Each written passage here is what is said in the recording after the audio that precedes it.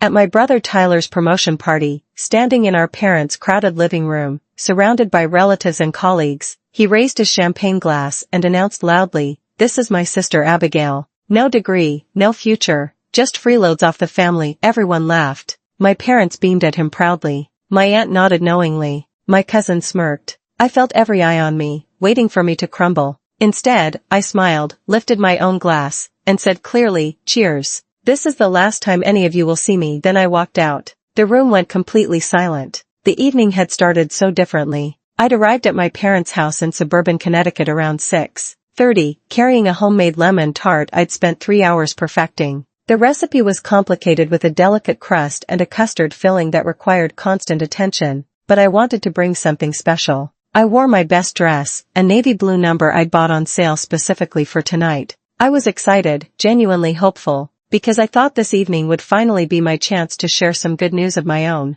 The house was already full when I arrived. Tyler's colleagues from his consulting firm mingled with our extended family. Everyone dressed in business casual, drinks in hand, laughter filling every corner. My mother took the tart from me with barely a glance, setting it on the kitchen counter among the catered appetizers without comment. My father was already deep in conversation with Tyler's boss, gesturing animatedly about something. Nobody asked how I was doing. Nobody asked about my week. I was used to it by now, but it still stung a little. What they didn't know, what nobody in that room understood, was the history that had brought me to this moment. 6 years ago, when I was 22, I'd been halfway through my junior year at the University of Connecticut studying graphic design. I'd loved it. Every project, every class, every late night in the computer lab felt like I was building towards something real. But then my father had a heart attack. It happened suddenly, violently on a Tuesday morning at his small manufacturing business. Triple bypass surgery, months of recovery. And during those months, the business nearly collapsed. Orders were missed. Clients left, bills piled up. My mother was overwhelmed, trying to manage his care while also attempting to handle a business she'd never been involved in running. Tyler was finishing his MBA at Yale. He had 1 semester left. Crucial internship interviews lined up. His whole future stretched out before him, golden and certain. My parents sat me down in the hospital waiting room and asked if I could take a semester off to help. Just 1 semester, they promised, just until Dad was back on his feet and they could hire proper management for the company. I said yes. Of course, I said yes. He was my father. 1 semester became 2. Then I couldn't afford to go back because every dollar I earned from my 3 jobs went to medical bills and keeping the business afloat. I worked as a morning barista, an afternoon retail clerk, and a night shift waitress at a diner off the highway. I slept 4 hours a night. I watched Tyler graduate with honors while I served coffee to truckers at 2:00 in the morning. My parents promised they'd help me return to school once things stabilized.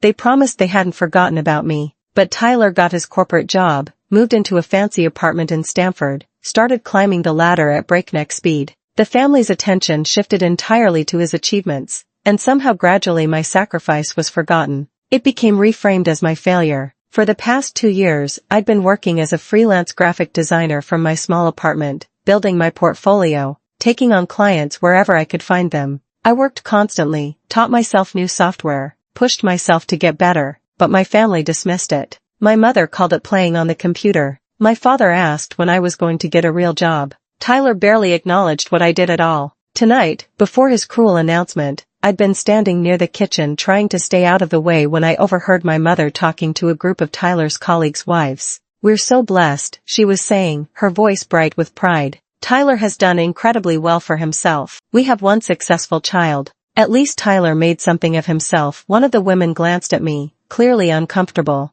My mother didn't notice or didn't care. My father, joining the conversation, added with a shake of his head, "Abigail just never had the drive. You know, some kids are self-starters and some need more pushing. We tried, but you can only do so much." The words felt like a physical blow. I gripped my glass tighter, my knuckles white, but I stayed quiet. I told myself I'd stay for Tyler's sake. Be supportive, be the bigger person. Then came the moment. Tyler called for everyone's attention. The room quieted. He stood in the center of the living room, handsome in his expensive suit, every inch the golden child. He talked about his promotion to senior consultant, about the challenges ahead, about his gratitude for family support. Then his eyes landed on me. "And I should introduce my sister for those who don't know her," he said, his tone suddenly shifting to something almost mocking. This is my sister Abigail, no degree, no future, just freeloads off the family. The room erupted in laughter. Not polite chuckles, but real laughter like he'd told a genuinely funny joke. My parents were laughing.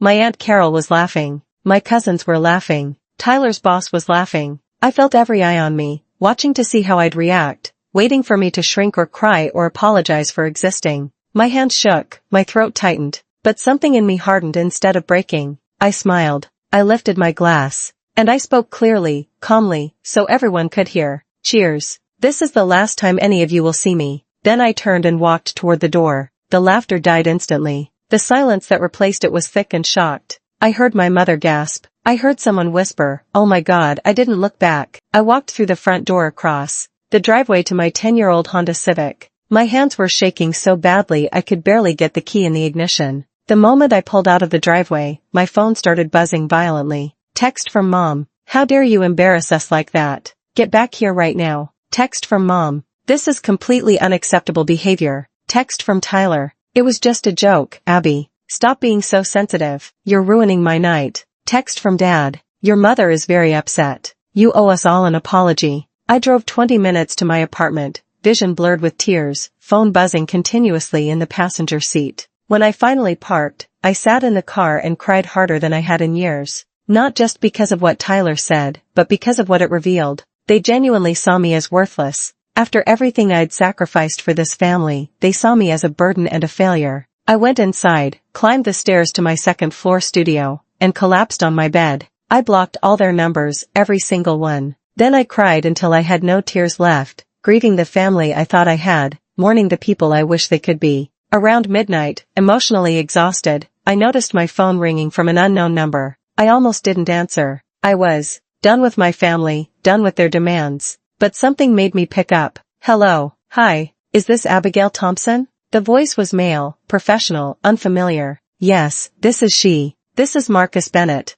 I'm the senior creative director at Sterling & Associates in New York City. I've been trying to reach you for the past 3 days." I sat up confused and suddenly alert. "I'm sorry, what?" "I saw your portfolio online," he continued, his voice warm and enthusiastic. "Your work is exceptional, fresh, bold, exactly what we're looking for. I'd like to offer you a position as junior art director at our agency. The salary is $75,000 a year and we offer full benefits and relocation assistance." I couldn't breathe. I couldn't process what I was hearing. "I sent you several emails and left voicemails," Marcus continued. "The position has a 48-hour acceptance deadline because we need someone to start immediately. I know this is sudden, but I really hope you'll consider it." My laptop was across the room. I stumbled to it, opened my email with shaking hands. There they were. 3 emails from Sterling & Associates, a formal offer letter, benefits package, everything official and real. I started, my voice cracking. "I need to think about it." "Of course," Marcus said kindly.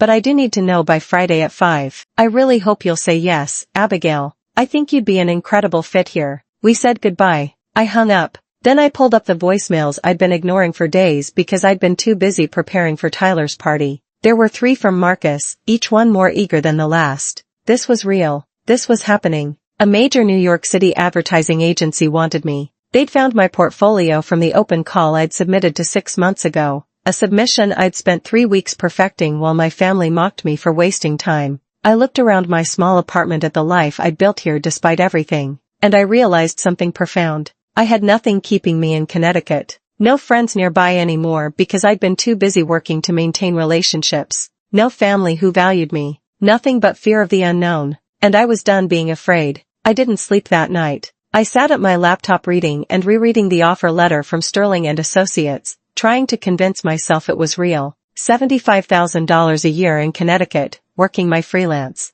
jobs and scraping by. I'd made maybe $32,000 last year. This was more than double. This was a life. By dawn, I'd made my decision. I opened my email and typed a response to Marcus Bennett. "Dear Marcus, I'm honored and thrilled to accept your offer. Thank you for believing in my work. I'm ready to start as soon as possible. Best, Abigail." I hit send before I could second-guess myself. Within an hour, while I was making coffee with shaking hands, Marcus responded. He was clearly delighted. He sent onboarding paperwork, a start date 2 weeks away, and contact information for a relocation specialist who could help me find an apartment in New York. The next 2 weeks passed in a blur of logistics and determination. I gave notice on my apartment, my landlord, surprisingly understanding. I packed everything I owned into boxes, which wasn't much. Clothes, books, my computer equipment, kitchen basics. My whole life fit into my small car with room to spare. Not once did my family call. They were clearly waiting for me to apologize, to come crawling back, admitting I'd overreacted.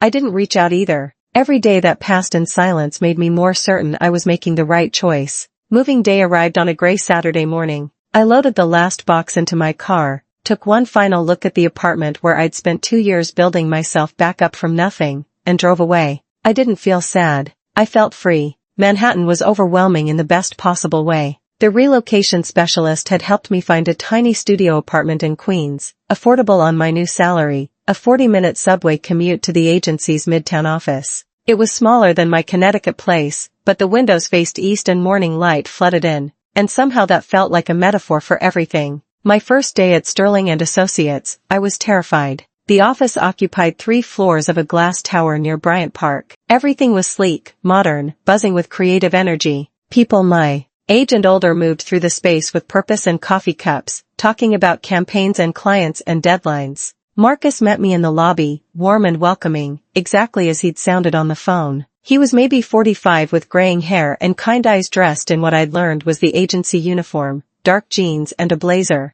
"Abigail, welcome, welcome. We're so glad you're here." He showed me around, introducing me to what felt like 100 people whose names I immediately forgot. But 3 names stuck. Jordan, funny and encouraging, a copywriter with a sharp wit and an easy laugh. Priya, an associate creative director, sharp and honest, who looked me in the eye when we shook hands and said, "Marcus doesn't hire people he doesn't believe in. You must be good." And Trevor, another art director, competitive but fair, who sized me up with a nod and said, "Looking forward to seeing your work." My desk was in an open workspace with the rest of the creative team. Marcus gave me my first assignment, a social media campaign for an organic skincare line. Nothing huge, but a real project with a real client and a real deadline. I worked harder than I'd ever worked in my life. I stayed late, came in early, pushed every design through multiple revisions. Jordan started joining me for lunch, making me laugh with stories about disastrous pitches and client meetings gone wrong. Priya stopped by my desk regularly, offering feedback that was tough, but always made my work stronger.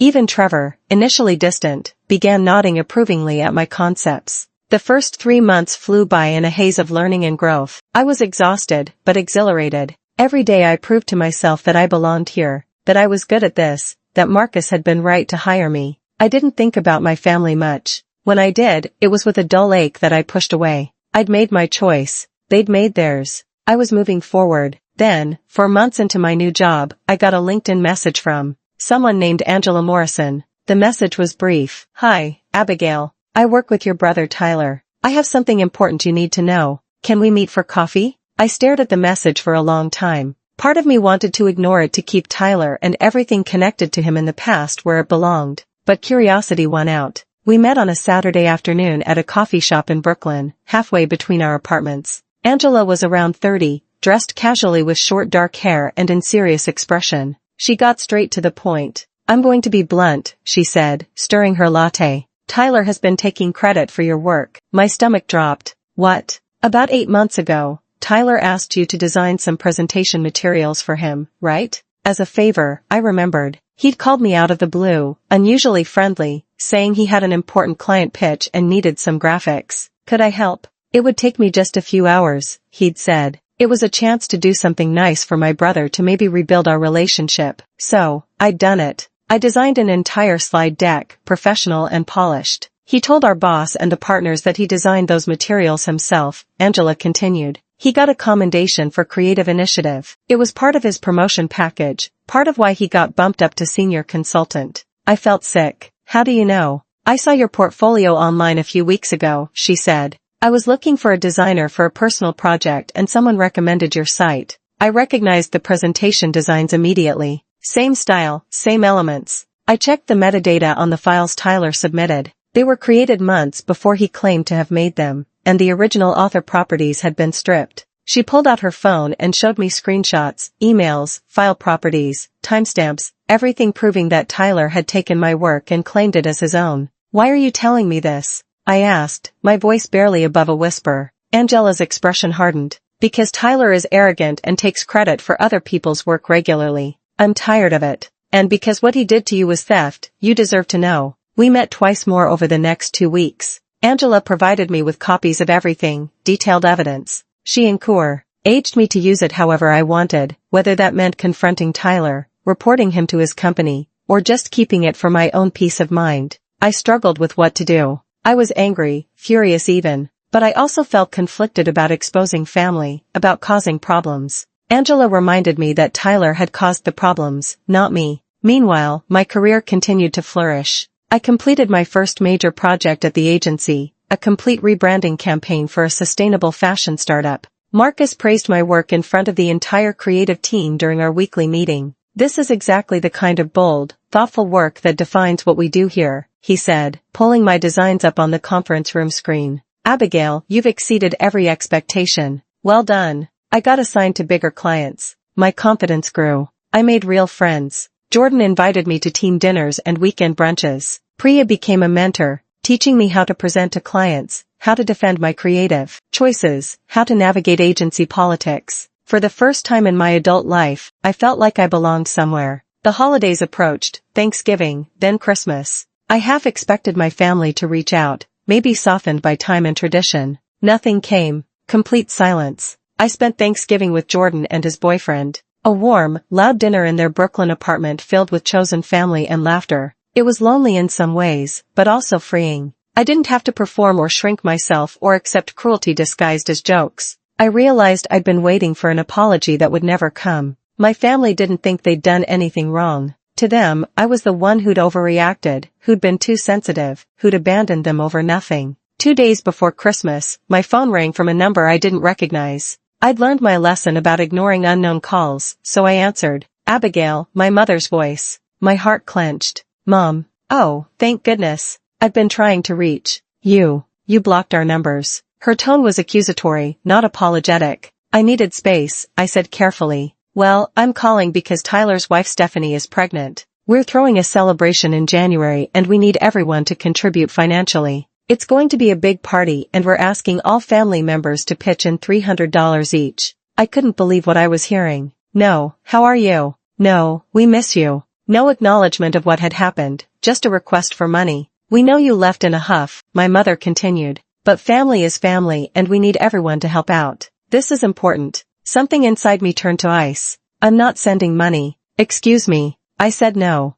I'm not contributing to a party for a family that treated me the way you all did. Abigail, don't be ridiculous. That was months ago. Tyler barely even remembers what he said. You're holding a grudge over a silly joke. It wasn't a joke, Mom. And I'm done pretending it was. I hung up. My hands were shaking, but I felt powerful. I'd stood my ground. That evening, still processing the conversation, I received an unexpected email. It was from a company called Vertex Systems, a major tech firm based in Boston. They were requesting proposals from several agencies for a complete brand overhaul. The project was worth millions. Marcus called an emergency team meeting. This is huge, he said, his excitement barely contained. Vertex is one of the biggest names in cloud computing. If we land this, it changes everything for our agency. He looked directly at me. Abigail, I want you to lead this pitch. The client specifically requested someone with your design style. They found your work in their industry research and asked for you by name. May you have dropped me led you.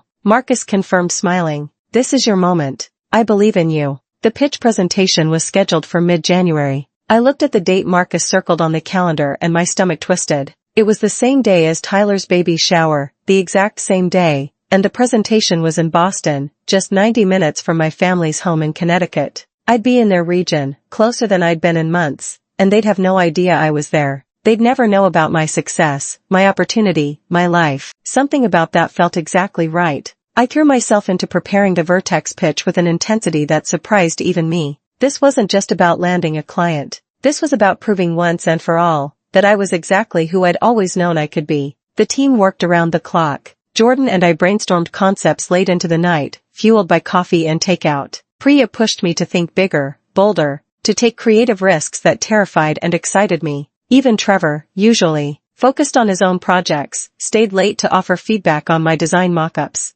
Vertex Systems was known for their cutting-edge technology, but outdated branding. They needed a complete visual overhaul, something that would position them as innovative and trustworthy without alienating their existing corporate clients. I designed something revolutionary, combining clean, minimalist aesthetics with interactive digital elements. The concept was modern but not trendy, sophisticated but not stiff. Marcus reviewed my work and actually stood up from his chair. "This is it," he said quietly. "This is exactly what they need. Abigail, you're going to blow them away." 1 week before the pitch, my phone rang. Different number again. I'd stopped blocking them, figuring if my family wanted to reach me badly enough, they'd find a way. This time it was my father. His voice was stern, cold. "Your mother told me you refused to contribute to the baby shower. No greeting. No. How are you?" Just straight to accusation. "That's right," I said calmly. "This is extremely selfish, Abigail. After everything we've done for you, this is how you repay us by abandoning your family when we need you." The irony was so thick I almost laughed. "After everything you've done for me, Dad, I dropped out of college to save your business. I worked 3 jobs to pay your medical bills. I gave up my education so Tyler could finish his. What exactly have you done for me lately?" Silence on the other end. He wasn't used to me pushing back. "That was your choice," he finally said, his voice hard. "Nobody forced you to do any of that. And leaving was my choice, too," I replied. My voice was steady, strong. "Goodbye, Dad." I hung up before he could respond. My hands were shaking, but I felt proud. I'd stood up for myself. I'd told the truth. Over the next few days, Tyler started texting from a new number. "Mom and Dad are really hurt. You need to apologize. Then, you're tearing this family apart. And Stephanie is stressed because of you and stress isn't good for the baby." I didn't respond to any of them. Each message made me more certain I was doing the right thing. Finally, Tyler sent, "Fine, don't come to the shower, but don't ever expect to be part of this family again." I blocked that number, too. If that was their idea of family, I wanted no part of it. The day of the Vertex pitch arrived. I woke up at 5 in the morning in my queen's apartment, too nervous to sleep. I put on my best suit, a charcoal gray ensemble I'd bought specifically for this presentation. I looked at myself in the mirror and saw someone I barely recognized, confident, professional, successful. Marcus and I drove to Boston together with Jordan and Priya. The entire drive they hyped me up, reminding me how good my work was, how prepared I was. Marcus kept saying, "Just be yourself. Show them what I already know, that you're brilliant." Vertex's headquarters was a sleek glass building in downtown Boston, all modern lines and impressive views. We were ushered into a conference room on the 20th floor. 6 executives sat across from us, including their CMO and their CEO. I presented for 90 minutes. I walked them through the entire rebranding concept, explained my design philosophy, showed mock-ups of how their new brand would look across every platform. I answered their questions thoughtfully, confidently. I felt like I was exactly where I was supposed to be. When I finished, the CMO leaned back in her chair and smiled. "That was exceptional. Truly innovative work." The CEO nodded. "We'll be in touch by end of week, but I'll tell you now, this is exactly the direction we've been hoping someone would take us." We shook hands. Marcus was beaming. Jordan squeezed my shoulder. Priya whispered, "You crushed it." We left the building riding high on adrenaline and hope. I felt invincible. Then in the lobby, I literally bumped into someone. "Oh, I'm so sorry," I said automatically, stepping back. The person looked up. Our eyes met. It was my cousin Emma. Her face went completely white. "Abigail." She was dressed in an interview suit, clutching a portfolio folder, clearly there for a job interview. She looked between me and my colleagues, taking in our professional attire, our confident postures. "What are you doing here?" Emma stammered. Before I could answer, one of the Vertex executives who'd been in our pitch meeting walked past. She recognized me and stopped. "Brilliant work today, Abigail," she said warmly. "We'll have a decision for you by Friday, but I want you to know your agency is our top choice." That presentation was exactly what we needed. She smiled and walked away. Emma's jaw actually dropped. She stared at me, then at the executive's retreating figure, then back at me. I felt a surge of satisfaction I couldn't quite suppress. "Good luck with your interview, Emma," I said pleasantly. Then I walked out, leaving her stunned in the lobby. The drive back to New York was euphoric. My team couldn't stop celebrating, already talking about how we'd execute the campaign when, not if, we won the contract. Marcus kept glancing at me with this proud, almost paternal expression. "You know this changes everything for you, right?" he said. "Win or lose, you just proved you can handle major clients. You're ready for the next level." Friday came. Marcus got the call at 2 o'clock in the afternoon. The entire office seemed to hold its breath as he took the meeting in his glass-walled office. We could see him nodding, smiling, then actually pumping his fist in the air. He came out and announced, "We got it. Vertex chose us." The office erupted. People cheered, hugged, high-fived. Jordan picked me up and spun me around. Priya pulled me aside and said, "You did this. This was all you." That evening, Marcus called me into his office. "Sit down, Abigail." My heart raced. Was something wrong? "I'm promoting you to art director," he said simply. "Effective immediately. Your salary is now $95,000. You're the youngest person to hold that title in this agency's history. You've earned it." I couldn't speak. I just sat there overwhelmed as he explained the new responsibilities and opportunities. At 28 years old, I'd gone from freelancing in my apartment to art director at a major agency in less than a year. That night, I called Angela to thank her for the evidence about Tyler. "I've been holding on to it," I told her, "but I haven't decided what to do with it." "You don't need revenge," Angela said wisely. "You're already winning. You're building something real. That's better than any confrontation." She was right. I felt like I'd moved beyond needing to prove anything to my family. My life was full and successful without them. 2 weeks later, I was working late at the office, refining concepts for the Vertex rollout. My phone rang. Unknown number. I answered absently, focused on my screen. "Abigail." A woman's voice, cold and sharp. "Yes, this is Stephanie, Tyler's wife." I stopped what I was doing. "Okay, I don't know what you think you're doing," she said, her tone dripping with disdain. "But Emma told the whole family she saw you in Boston pretending to be some big-shot professional, claiming you led some important presentation." My stomach tightened. I wasn't pretending. I did lead a presentation. Tyler looked into it. "There's no record of you working at any legitimate company. We know you're lying about having a fancy job to make yourself look good. It's pathetic, Abigail. You clearly need professional help. Making up stories for attention is a sign of serious issues." I realized what had happened. Tyler had probably searched for my name at the wrong agency or done a sloppy internet search. He'd found nothing and assumed I was lying rather than considering he'd looked in the wrong place. I could correct her right now. I could tell her the name of my agency, prove everything. But suddenly, I saw a different opportunity. I let them believe I was lying. "Think whatever you want, Stephanie," I said calmly. "I really don't care." I hung up. Over the next month, I watched from a distance as my family spread rumors about me. Emma posted vague social media updates about family members who fabricate entire lives for attention and the importance of getting help for people who've lost touch with reality. My mother apparently told relatives at church that I was going through something difficult and they were very worried about me. My coworkers noticed I seemed distracted. Jordan asked if I was okay. I explained the situation briefly, not wanting to dump all my family drama on them. They were outraged on my behalf. "When are you going to tell them the truth?" Jordan demanded. Priya, more measured, asked, "What are you waiting for?" I thought about it. The right moment when it will hurt the most. 3 months passed. Winter turned to spring. My work on the Vertex campaign was exceeding everyone's expectations. The rebrand launched publicly in April to industry-wide acclaim. Billboards went up in major cities. Online campaigns went viral. Tech publications wrote glowing articles about Vertex's bold new direction. And my name was on everything. Abigail Thompson, lead designer, art director at Sterling and Associates. The campaign won an industry award in May. I stood on stage at the ceremony in a hotel ballroom in Manhattan, accepting the trophy alongside Marcus and the team. Trade publications ran photos. Marketing blogs wrote features. One magazine, a major industry publication, reached out to interview me for their Rising Stars and advertising issue. The article went live online on a Wednesday morning. It included my full name, my photo, my whole story about starting as a freelancer and working my way up, and quotes from Marcus about my talent and work ethic. That morning, I was in the office kitchen making coffee when my phone rang.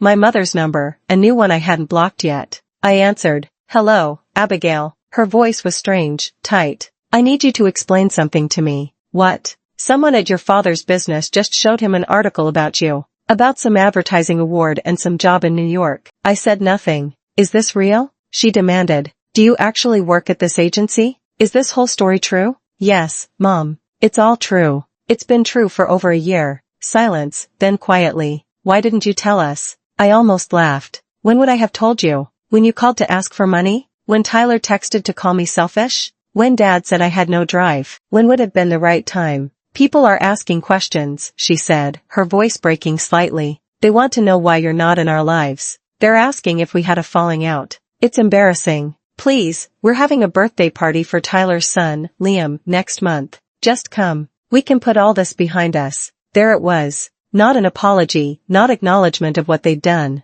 Just concern about appearances and a desire to sweep everything under the rug. People are asking questions, I repeated slowly. You're embarrassed. That's what you're worried about. Abigail, please. I'll think about it, I said, and hung up. But I'd already made my decision. I was going to that party, but not to make peace. I was going to make sure they finally understood exactly what they'd lost. Over the next 2 weeks, I received messages from various family members, each one more surreal than the last. My father texted, "We're proud of what you've accomplished. Come celebrate with us," as if he hadn't told me I lacked drive just months ago. Tyler texted, "Hey sis, saw your article. That's really cool. Let's catch up soon," casual and friendly, like he hadn't mocked me in front of 50 people and stolen my work. My Aunt Carol called and left a voicemail. "Sweetheart, we always knew you'd do well eventually. Can't wait to see you at little Liam's party. It'll be just like old times." Every single message rewrote history, erased the cruelty, pretended the humiliation had never happened.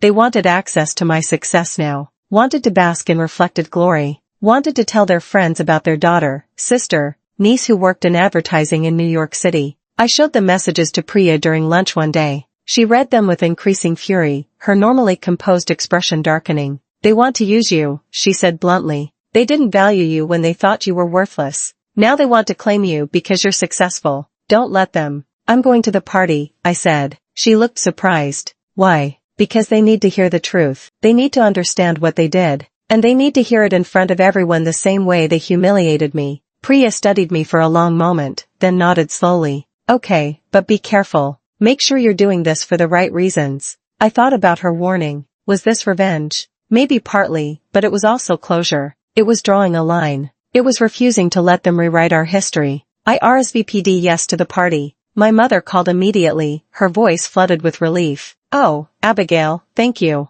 Everyone will be so happy to see you. This means so much to the family." "I'll be there," I said simply. The party was scheduled for a Saturday afternoon in late May. I took the day off work. I drove from New York to Connecticut, a route I'd driven 1,000 times before, but which now felt strange and distant. I wore an elegant navy dress, subtle jewelry, carried myself with the confidence I'd earned over the past year. I arrived exactly on time. My parents' house looked the same, familiar and foreign all at once. Cars lined the street. I could hear music and voices from the backyard. I walked up to the front door and rang the bell. My mother answered, and for a moment we just looked at each other. She'd aged, I noticed, more gray in her hair, deeper lines around her eyes. "Abigail," she said, pulling me into a tight hug. I didn't return. "Thank you for coming. Please, let's not mention any unpleasantness today. It's Liam's day." I nodded noncommittally and walked inside. The house was full of people. Extended family, Tyler's colleagues, neighbors, friends of my parents.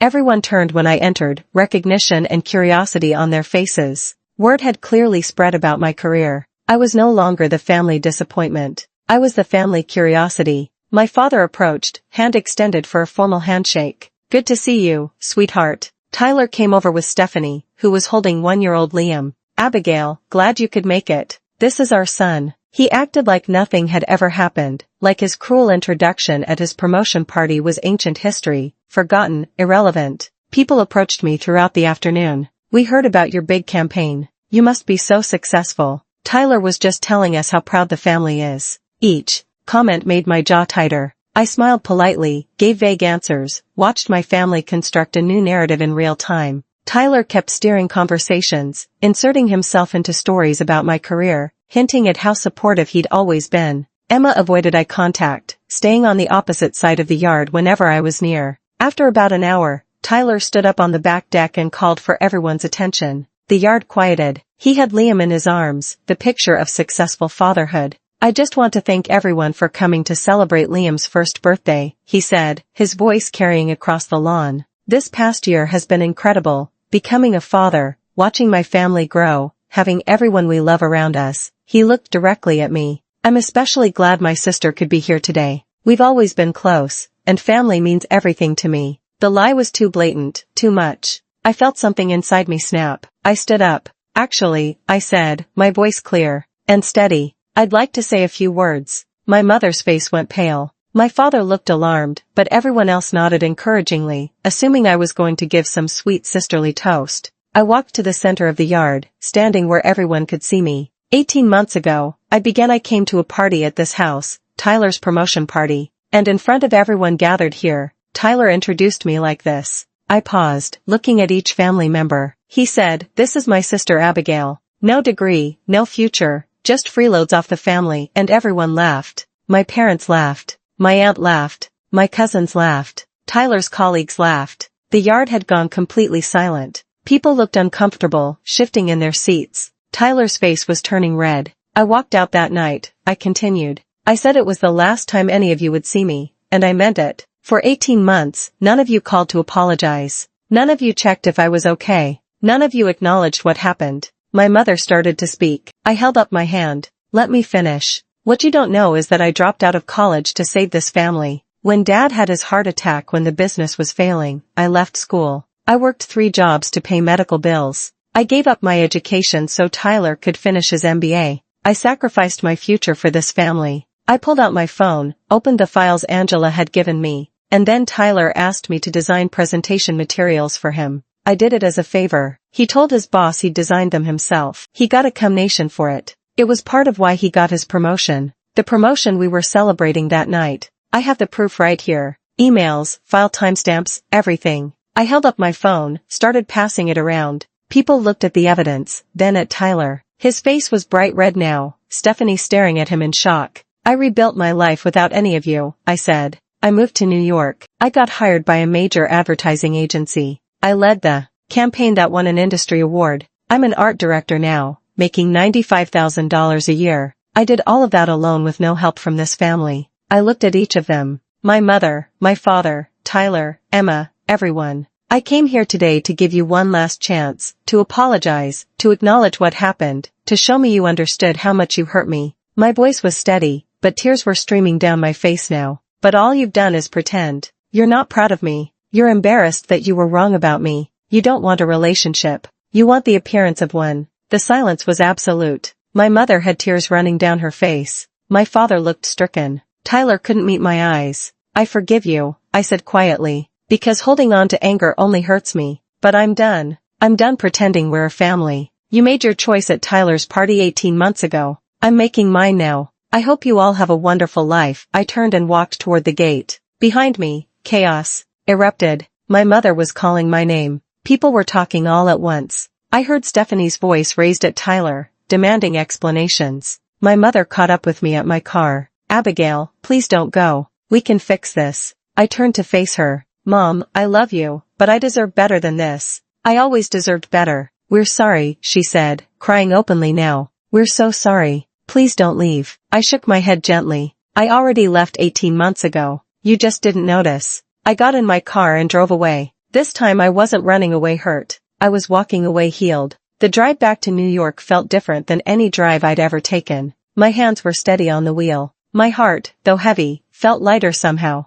I'd said what needed to be said. I'd drawn the boundary that needed to be drawn. My phone buzzed constantly in the passenger seat, but I didn't look at it until I was safely parked outside my Queens apartment 2 hours later. 17 missed calls. 32 text messages. I scrolled through them briefly. From Mom, please call me. We need to talk. From Dad, you embarrassed this family today. What you did was unacceptable. From Tyler, you had no right to bring up that design stuff. You're making me look bad at work. Even in crisis, even after being exposed, he was only worried about himself. There was one message that surprised me, though. From Stephanie. I didn't know about the designs. I didn't know about a lot of things. I'm sorry for what I said to you on the phone. You didn't deserve that. I didn't respond to any of them. I went inside, changed into comfortable clothes, and ordered takeout. Then, I called Priya. How did it go? She asked immediately. I told them everything in front of everyone and I left. I said what I needed to say and I left. There was a pause. How do you feel? I thought about it. Free. The next few weeks were quiet. My family stopped calling after the first few days. I wondered if they'd finally accepted my decision or if they were simply regrouping. Either way, the silence was a relief. Work became my focus and my sanctuary. The Vertex campaign was performing beyond projections, and we'd started getting inquiries from other major tech companies who'd seen our work. Marcus kept assigning me bigger projects, trusting me with more responsibility. In June, I met Peter at a photography exhibition in Chelsea. He was a freelance photographer showing a series on urban landscapes. We started talking about composition and negative space, and 3 hours later we realized the gallery was closing. He asked for my number. I gave it to him. Our first date was coffee that turned into dinner that turned into walking around the city until midnight talking about everything and nothing. He was kind, thoughtful, genuinely interested in my work. When I told him carefully about my family situation, he didn't try to fix it or minimize it. He just listened. That took courage, he said simply. Standing up for yourself like that. It was exactly what I needed to hear. Summer passed in a blur of good things. My relationship with Peter deepened. My friendships at work grew stronger. Jordan and I started a tradition of Sunday brunch. Priya became more than a mentor. She became a real friend. Someone I could call at midnight when I was anxious about a pitch. Someone who'd tell me the truth even when it was hard to hear. In August, Marcus called me into his office. Sit down, Abigail. My heart jumped. I'd learned these conversations could go either way. He smiled. I'm promoting you again, senior art director. Your salary is now $110,000. You've earned it 10 times over. I was 29 years old and making more money than I'd ever imagined possible. More than Tyler, I realized with a small private satisfaction. One evening in early September, I came home to find a thick envelope in my mailbox. The return address was my parents' house in Connecticut. My first instinct was to throw it away unopened, but something made me bring it inside. I sat on my couch for 10 minutes, just looking at the envelope. Finally, I opened it.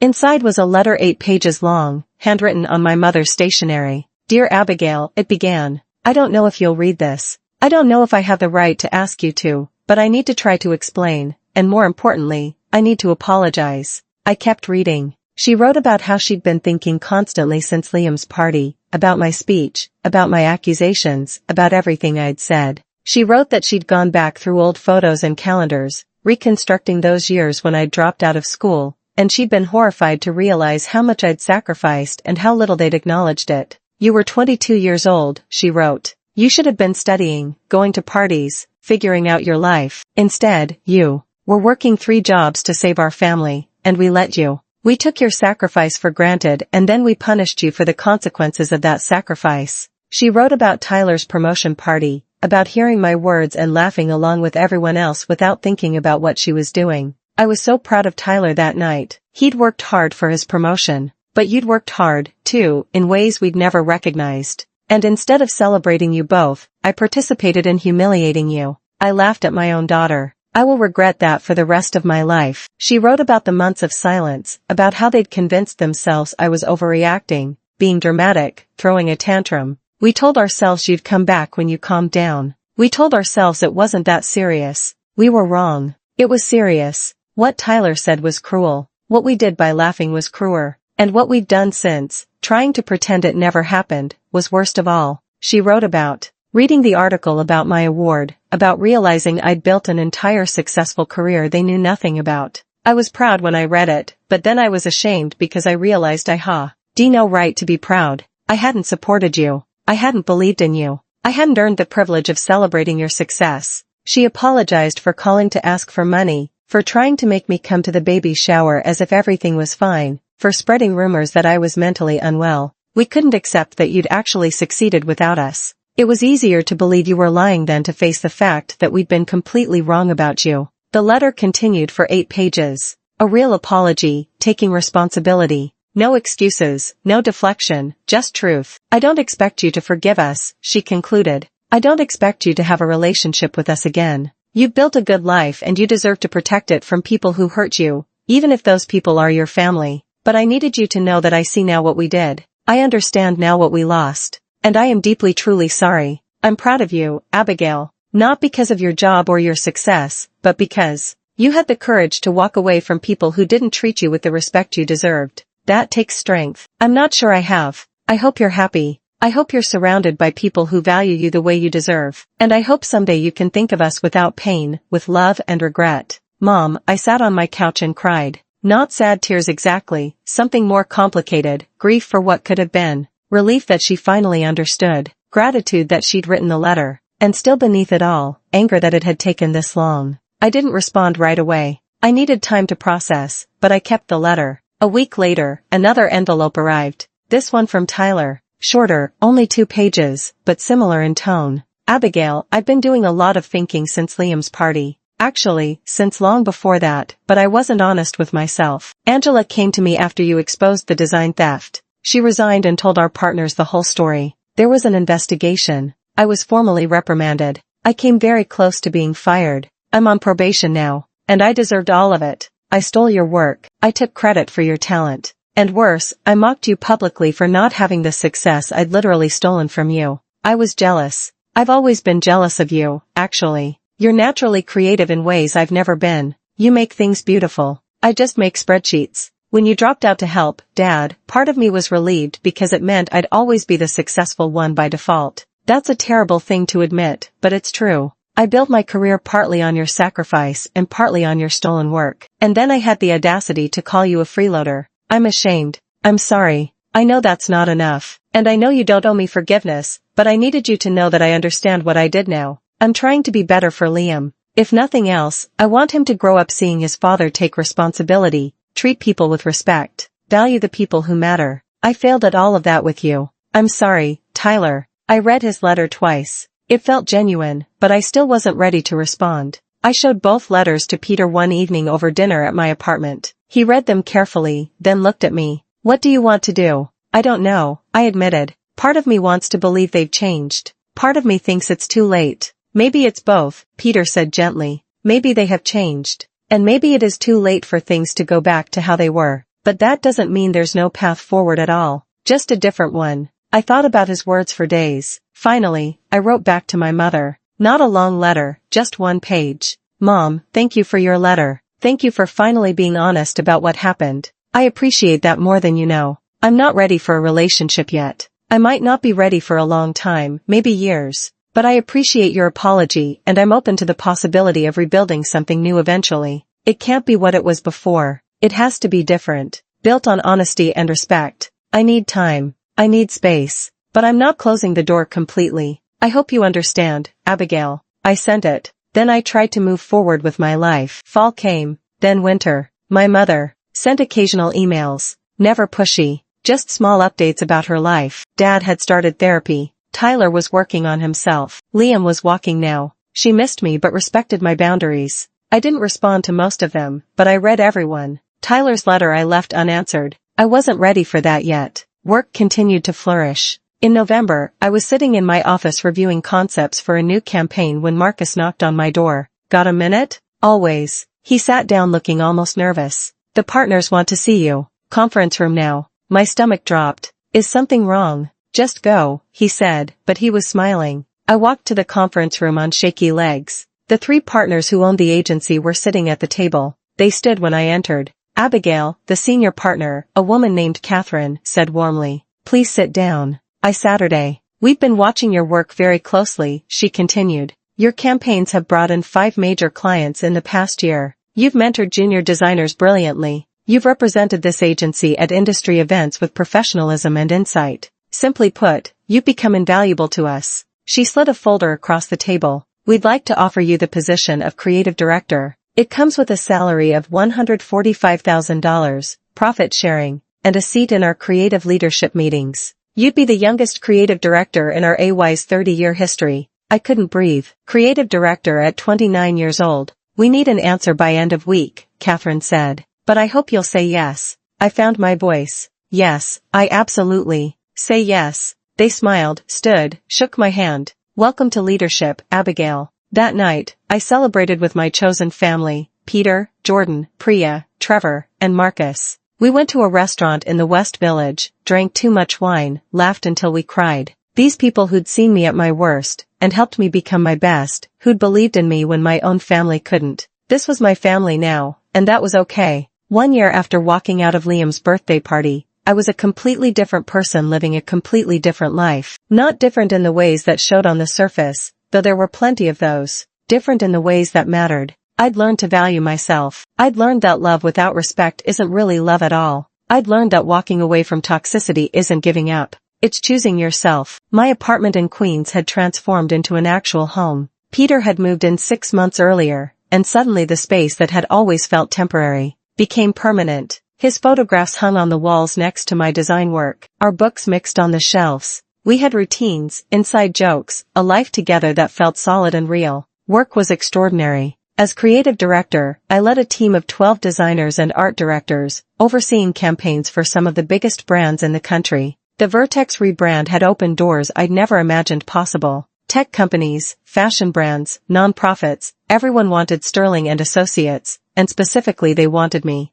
I'd been featured in 3 major industry publications. I'd spoken at conferences. I'd mentored young designers who reminded me of myself, hungry and talented, and just needing someone to believe in them. One Thursday in late May, I was at my desk reviewing a pitch deck when my phone buzzed with a text from an unknown number. I almost ignored it, but something made me look. Hi, Abigail. This is Stephanie, Tyler's wife. I know we haven't spoken since Liam's party last year. I'm reaching out because Tyler's birthday is next month, and I'm planning a small dinner, just family. I wanted to personally invite you. No pressure, no expectations. I understand if you're not ready, but the invitation is genuine. I stared at the message for a long time. Then I showed it to Priya, who'd stopped by my office for a creative review. She read it and looked at me. What's your gut telling you? I don't know, I admitted. Part of me wants to go. Part of me thinks it's too soon. What would going accomplish? She asked. I thought about it. Maybe closure. Maybe seeing if anything has actually changed.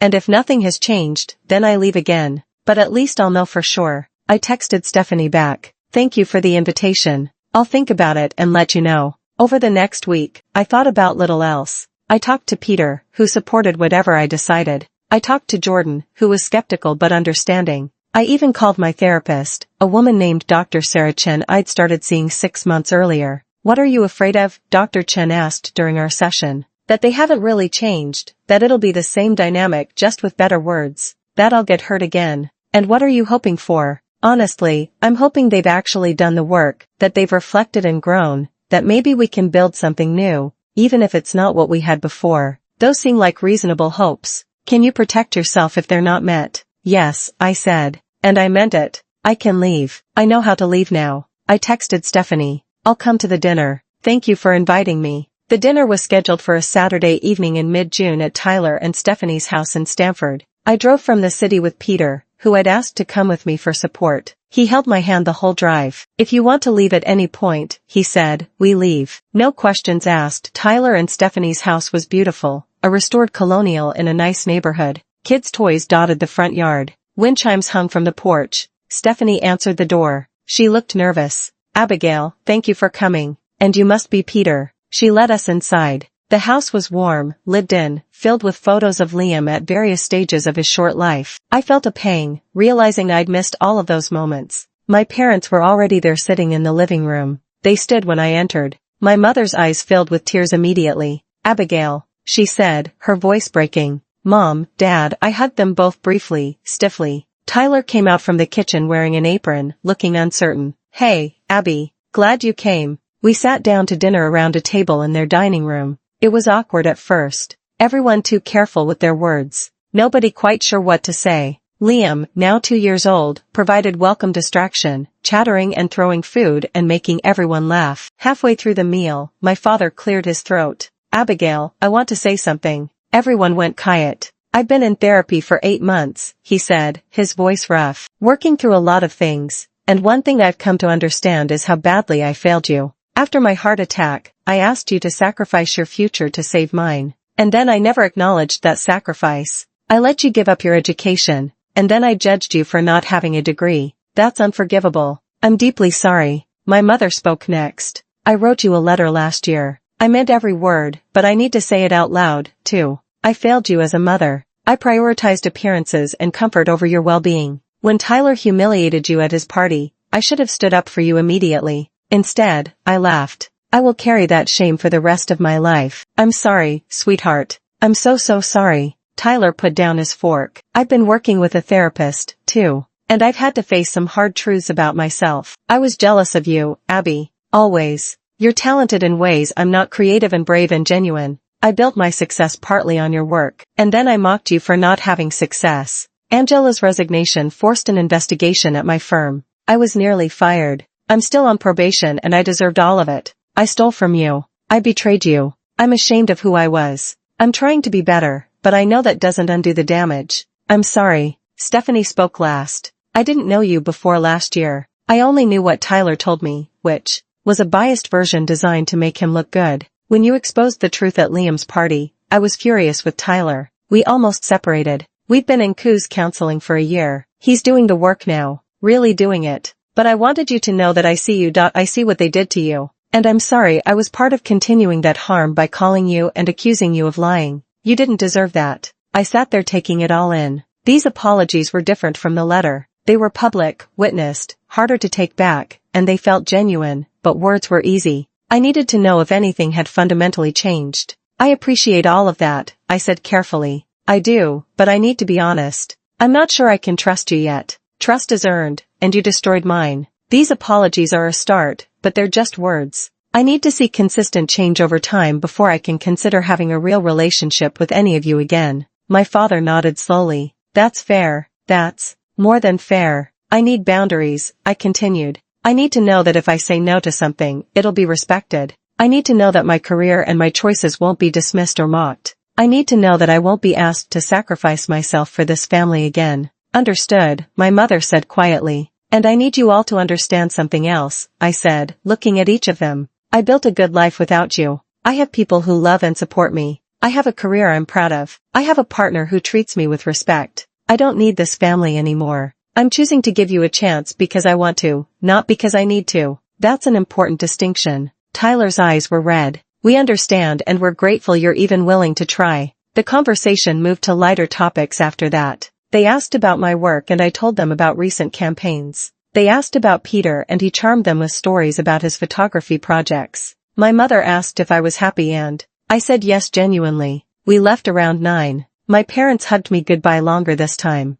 Tyler shook Peter's hand and thanked him for coming. Stephanie walked us to the car. Thank you for giving us a chance, she said. I know we don't deserve it. We'll see, I said honestly. This is just a first step in the car, Peter asked. How do you feel? Cautiously hopeful, I said. They seem genuine, but I've been burned before. Take it slow, he said. You don't owe them anything. Over the next 6 months, my family proved they were serious about change. My mother sent occasional texts, always respectful of my boundaries, never demanding more than I was willing to give. My father sent a check for $40,000, the amount he calculated I'd spent on his medical bills in the family business. I almost sent it back, but Peter convinced me to keep it. You earned that money, he said. You sacrificed for them. Let them make at least a partial financial amends. I deposited the check and used it as a down payment on a condo in Brooklyn, an investment in my future. Tyler reached out monthly, never pushy, sending updates about Liam and his own progress in therapy. He'd started volunteering with a youth mentorship program, working with kids interested in business careers. He sent me a photo of himself with a group of teenagers at a career fair, looking genuinely happy, trying to be the kind of mentor I wish I'd been to you, his text read.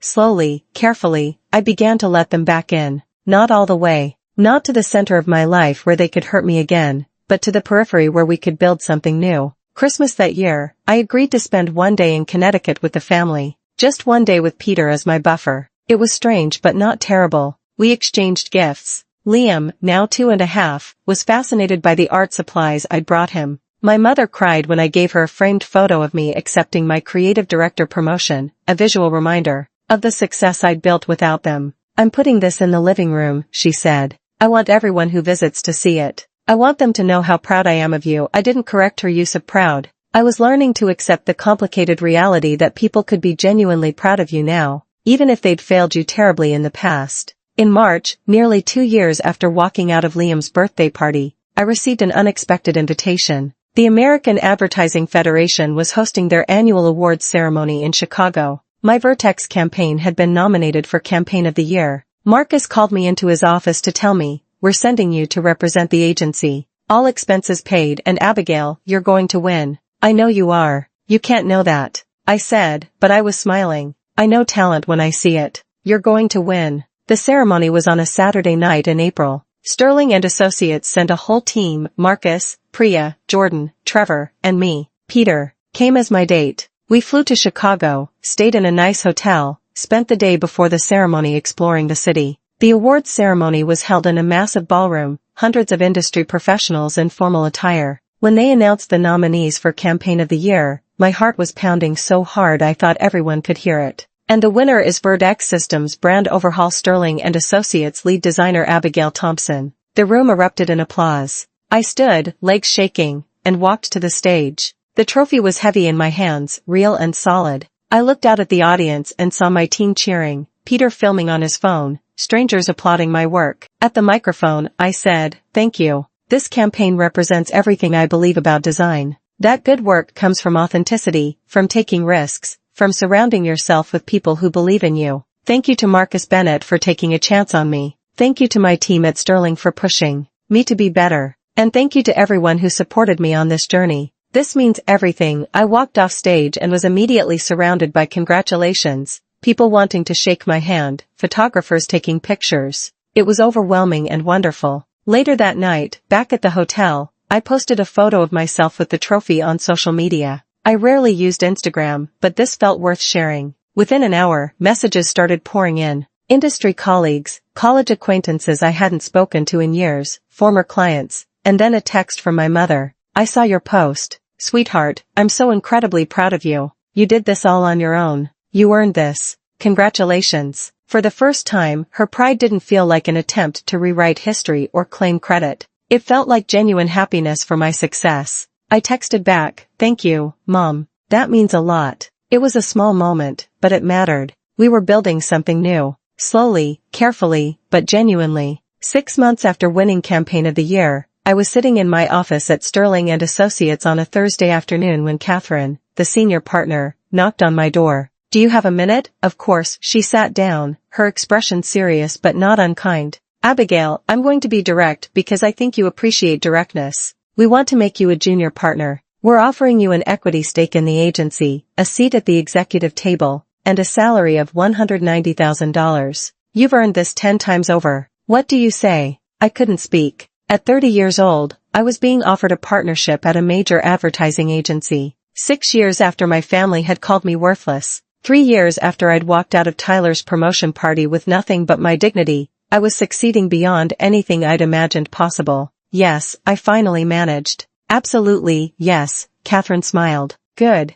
Welcome to partnership, Abigail. You've earned it. That evening, Peter and I celebrated with dinner at our favorite Brooklyn restaurant. We'd moved into our new condo 3 months earlier. A beautiful 2-bedroom with exposed brick and huge windows overlooking a tree-lined street. It felt like home in a way nowhere else ever had. "I'm proud of you," Peter said, raising his wine glass. "Not just for the partnership, though. That's incredible. I'm proud of how you've rebuilt your life, how you've forgiven without forgetting, how you've let your family back in without letting them hurt you again. I couldn't have done it without you," I said honestly. "You could have," he corrected gently. "But I'm glad you didn't have to." The relationship with my family had continued to evolve. We weren't close, not the way some families were, but we'd found a rhythm that worked. Monthly dinners, occasional phone calls, boundaries that everyone respected. My mother had stopped trying to rewrite history. My father had stopped offering unsolicited advice. Tyler had stopped taking credit for things that weren't his. They'd done the work slowly, imperfectly, but genuinely, and I'd done my own work, too. Learning to hold space for both the hurt they'd caused and the effort they were making. Now, one Saturday in October, I drove to Connecticut for Liam's 3rd birthday party. This time, I went alone. Peter was traveling for work, but I felt okay going by myself. That felt significant. Evidence of real healing. The party was in Tyler and Stephanie's backyard, decorated with superhero-themed balloons and streamers. Liam had grown into a sweet, energetic kid who called me Aunt Abby and showed me every toy he owned. During the party, I found myself standing next to Tyler at the grill. We watched Liam play with his cousins in comfortable silence for a moment. "Can I tell you something?" Tyler said quietly. "Sure. I'm grateful you walked out of my promotion party that night." I looked at him surprised. "I mean it," he continued. "What I said to you was one of the worst things I've ever done. And if you hadn't left, if you just accepted it and stayed, I never would have had to face what kind of person I'd become. Your leaving forced me to look at myself. It forced all of us to look at ourselves. I hate that I hurt you that badly, but I'm grateful that your response was strong enough to make us change." I didn't know what to say. "You saved yourself," Tyler said. "But in a weird way, you saved me, too. You showed me what it looks like to have boundaries, to demand respect, to choose yourself. That's a lesson I'm trying to teach Liam now, that he never has to stay in situations where he's not valued." "I'm glad you learned from it," I said finally. "I really am." "Me, too." That evening, driving back to Brooklyn, I thought about everything that had happened over the past 3 years. The humiliation, the pain, the decision to leave, the rebuilding, the success, the careful reconciliation, all of it had led me here to a life I genuinely loved. I thought about the girl I'd been at 22, dropping out of school to save her family, believing that sacrifice equaled love. I thought about the woman I'd been at 27, crying in her car after being mocked by the people who should have protected her. And I thought about who I was now at 30, successful, loved, healed, whole. The journey had taught me things I couldn't have learned any other way. I'd learned that real family isn't about blood or obligation. It's about respect, support, showing up consistently, and choosing each other every day.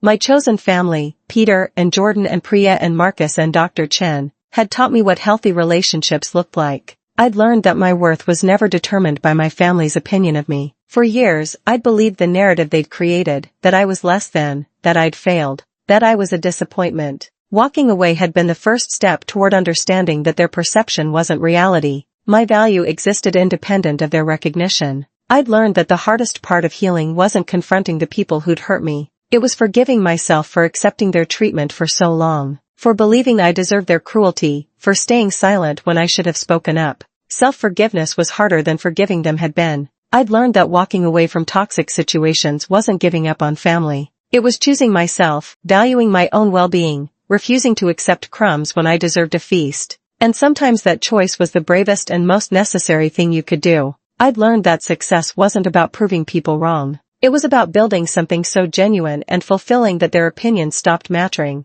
I didn't win by destroying my family or making them suffer. I won by creating a better life, one built on my own terms with people who valued me from the start. And I'd learned that healing wasn't linear. Some days I was angry all over again. Some days I mourned the family relationships that could never be fully restored. Some days I was at peace. All of those feelings could be true simultaneously. The life I had now, the career, the relationship, the friendships, the slowly rebuilding family connections, none of it would have been possible if I hadn't found the courage to walk out of that promotion party 3 years ago. If I hadn't said, "This is the last time any of you will see me," and meant it. That decision made in a moment of pain and fury had saved my life. I pulled into my parking spot in Brooklyn, sat in my car for a moment, and pulled out my phone. I scrolled to my mother's contact and sent her a text with a photo from earlier that day. It was a picture of me and Liam, both of us covered in birthday cake frosting, laughing at something silly, he'd said. Just a moment of pure joy. No explanation, no caption needed.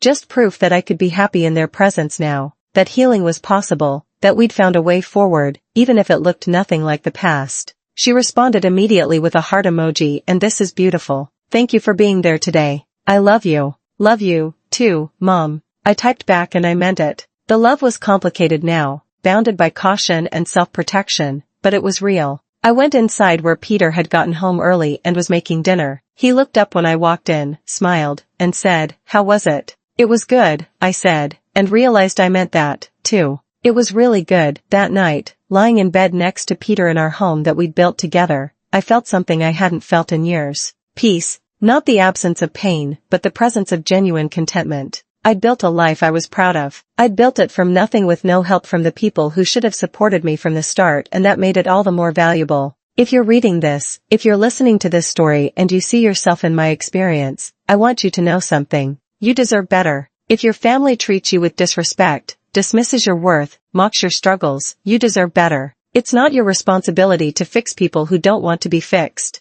It's not your job to accept cruelty in the name of family loyalty. Walking away is hard. It might be the hardest thing you ever do, but staying in situations that diminish you is harder in the long run. It costs you your self-respect, your confidence, your sense of possibility. You are allowed to choose yourself. You are allowed to demand respect. You are allowed to build boundaries. And you are allowed to walk away from people who cannot or will not value you, even if those people are family. Success isn't about revenge. It's not about making them sorry or proving them wrong. Success is building a life that makes you happy. A life surrounded by people who see your value from day one. A life where you don't have to shrink yourself to fit someone else's narrative. And if the people who hurt you eventually do the work, eventually apologize, eventually change, you get to decide whether to let them back in. But that decision should come from a place of strength and healing, not from obligation or guilt. 3 years ago, I walked out of a party where my family humiliated me. Today, I'm a partner at a major advertising agency. I have a beautiful home with someone I love. I have genuine friendships. I have a family I've built by choice, and I have peace. That peace was worth every difficult moment of the journey to get here. You deserve peace, too. You deserve respect. You deserve love that doesn't require you to diminish yourself. And you deserve the courage to walk away from anything less. Your worth is not up for debate. It never was. Now, I want to hear from you. Have you ever had to walk away from family or close relationships to protect yourself? How did you find the courage to choose yourself? Share your story in the comments below. Your experience might be exactly what someone else needs to hear today. If this story resonated with you, please hit the like button. It helps more people find these stories when they need them most. And if you want to hear more real stories about overcoming family challenges, betrayal, and finding your own strength, subscribe to this channel and turn on notifications so you never miss a new story. Share this video with someone who needs to hear that it's okay to choose themselves, that walking away isn't giving up, and that the best revenge is building a life you're genuinely proud of. Thank you for listening to my story. Thank you for being part of this community where we support each other through the hardest moments. I hope my experience gave you something valuable, whether that's validation, hope, courage, or just the knowledge that you're not alone. Take care of yourselves. You deserve good things. You really do.